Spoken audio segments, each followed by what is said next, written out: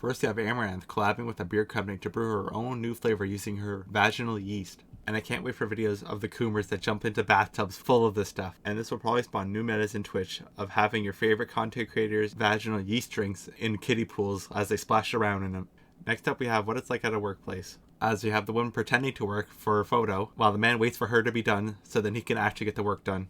Number 3, we have women finally accepting that they're all sharing the same guys by calling themselves Spit Sisters. So I guess all these women now are finally accepting they'll just be harems. And by calling themselves Spit Sisters, makes it sound like it's some sort of cool club, instead of being some petri dish for a few chads. Here we have what the average e-dating or long-distance relationship looks like, as this girl dumps all her emotional baggage on him, and this guy gets stuck listening to all the nonsense all day, while she gets pounded out by Chatter or Tyrone later, and then gets ghosted. But the only thing is missing that after a few months she'll show back up with the "Hey big head" text and try to slide back into her spot, but this time with a kid.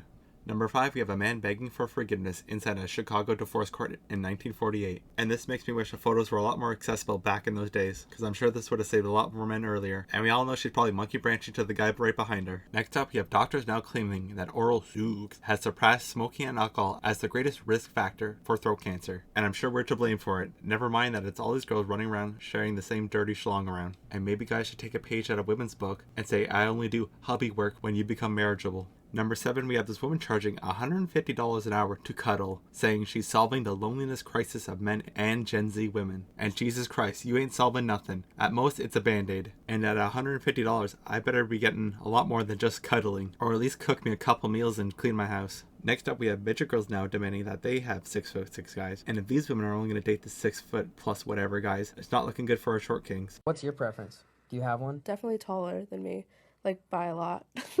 Taller than me is like crazy, but like 6'6" plus. Definitely gravitate over to like So athletes? NBA players. Yeah.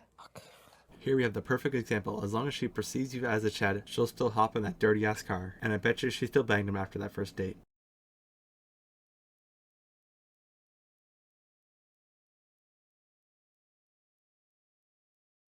Last up, we have this woman just showing you that you are just her entertainment, and even up to the very end, she uses you as entertainment to her family, and you are nothing more than a dancing monkey for her and her family, as they all celebrate you getting kicked out the door.